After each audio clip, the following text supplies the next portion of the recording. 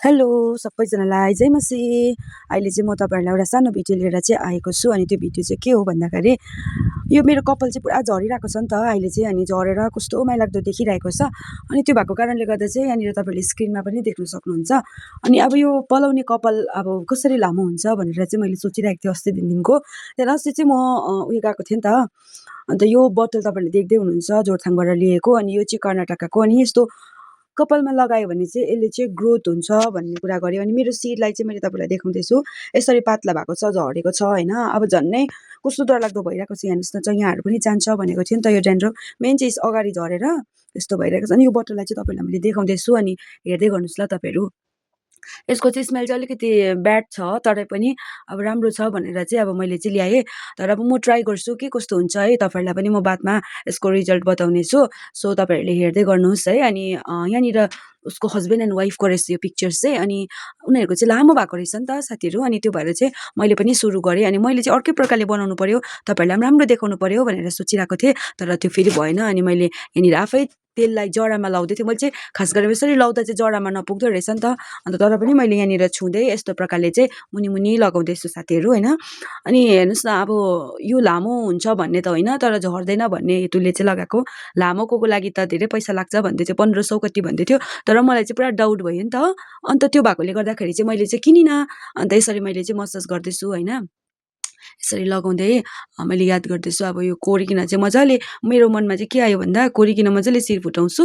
अनि शिर फुटाएपछि जरामा चाहिँ सजिलो हुन्छ। बाहिर लाग्यो भने चाहिँ अब पुरा अब लागेको जस्तै हुन्छ, तर लागेको चाहिँ हुँदैन रहेछ नि त। अनि शिर फुटाएर मजाले भित्रभित्र लाउनु चाहिँ हामीले यसरी सिउँदोलाई फुटाइकन चाहिँ गर्नु सकिँदो रहेछ नि त। त्यहाँदेखि यस्तो भित्रभित्र पस्नुको लागि चाहिँ हामीले मजाले लाउनु सक्दो रहेछ। अब म लगाउँछु, सो तपाईँहरूले हेर्नुहोस् ल। अनि कस्तो प्रकारले चाहिँ मैले लगाएको छु। यसरी फर्स्टमा त मैले आँटै गरिनँ नि त। अन्त त्यतिकै मैले यसरी लगाएँ। अनि मलाई के लाग्यो भन्दाखेरि एउटा पेला ल्याइमाग्यो नि त, त्यहाँ पेलामा हालेर चाहिँ गर्नु सजिलो हुन्छ भन्ने खालको लाग्यो। पेला पक्रेर चाहिँ सर्ट 2-3वटा अम्लाले हाल्नु पऱ्यो भने चाहिँ सजिलो हुन्छ जस्तो लाग्यो नि त। अनि त्यही भएर चाहिँ मैले पेला ल्याइमागिरहेको छु। अनि यहाँनिर मैले मजाले मसाज गर्दैछु होइन।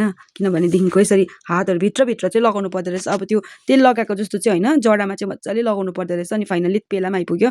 अनि मैले यो पेलामा चाहिँ अलिकति तेल हालेँ, अलिकति भन्दा पनि निकै नै हालेँ। अनि त्यसबाट चाहिँ अलिकति सजिलो हुँदो रहेछ। किन भन्दाखेरि त्यो यसो तानेर चाहिँ तपाईँले, मैले त्यहाँनिर तपाईँलाई देखाउँदैछु है बिफोर र आफ्टरको।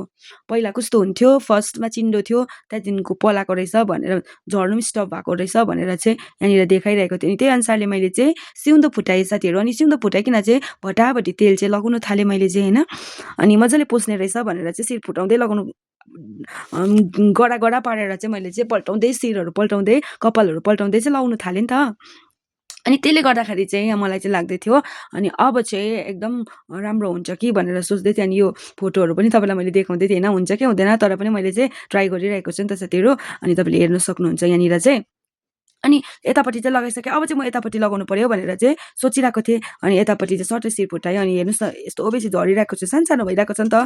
अन्त त्यसले गर्दाखेरि चाहिँ त्यतिकै बसिरहेको थिएँ। त्यहाँदेखिको चाहिँ ठक्कै मैले लगाएँ होइन। अनि यसरी शिर फुटाउँदै लगाएँ। हेर्नुहोस् न कस्तो ठाडो परिरहेको। अनि त्यो भएकोले गर्दाखेरि चाहिँ सर्ट तान्दै चाहिँ मैले लगाउँदै थिएँ नि त। अनि एकदमै मलाई चाहिँ मजा लागिरहेको थियो। अब कस्तो खालको फिल भइरहेको थियो होइन।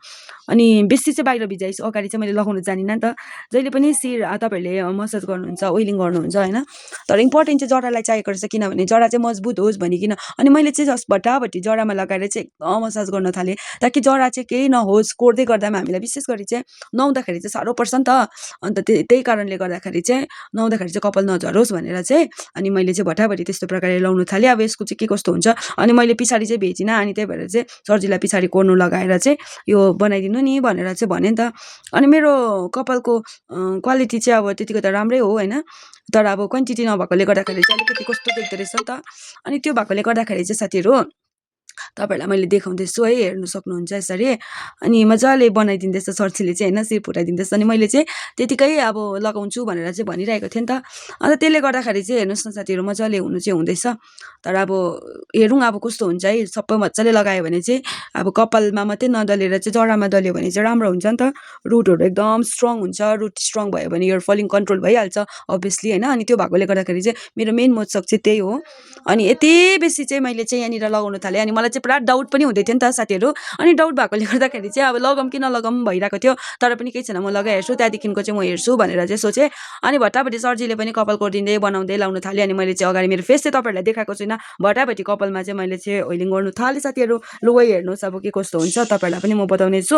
अनि एकदम राम्रो खालको लागेको जस्तै भयो, स्मेलिङ चाहिँ एकदम ब्याड थियो तर पनि दामी लाग्यो। अनि मैले चाहिँ सोच्दै थिएँ अब यो लाउनु चाहिँ एकदम सजिलो है, अब फर्स्टमा चाहिँ साह्रो लाग्यो तर लाउँदै गर्दा सजिलो। तर लाएर नुहाउनु चाहिँ कसरी भनेर चाहिँ मैले यहाँनिर हेर्दै तपाईँहरूलाई देखाउँदैछु होइन, नुहाउनु चाहिँ कसरी होला भनेर सोच्दै थिएँ। नुहाउनु चाहिँ एकदम गाह्रो पर्छ होला कि भनेर चाहिँ मैले सोच्दै थिएँ साथीहरू। अन्त चाहिँ मैले भट्टाभट्टी चाहिँ पछाडिबाट पनि मजाले सरजीले चाहिँ लगाइदिनु भयो नि त। अन्त सिर टक्कै फुटिसकेपछि चाहिँ अगाडि त मैले अलरेडी लगाइसकेको थिएँ, त्यहाँदेखिको चाहिँ पछाडि चाहिँ मैले भट्टाभट्टी लाउनु थालेँ, सरजीले पनि हेल्प गर्नुभयो नि त। अनि मजाको लाग्यो। अनि मैले चाहिँ भन्दै थिएँ उसलाई जरामा लाउने है, माथि लाउने होइन, माथि लगायो भने चाहिँ धेरै चिप्लो हुन्छ, नुहाउनु पनि गाह्रो हुन्छ भनेर भन्दै थिएँ नि त। अन्त त्यो भएकोले गर्दाखेरि चाहिँ मैले चाहिँ जरामा मात्रै लाउनु है भनेर भन्दै थिएँ साथीहरू होइन। अन्त तपाईँहरूले पनि लाउनु भएको छ कि छैन, यो मैले चाहिँ अब फर्स्ट टाइम लगाएको।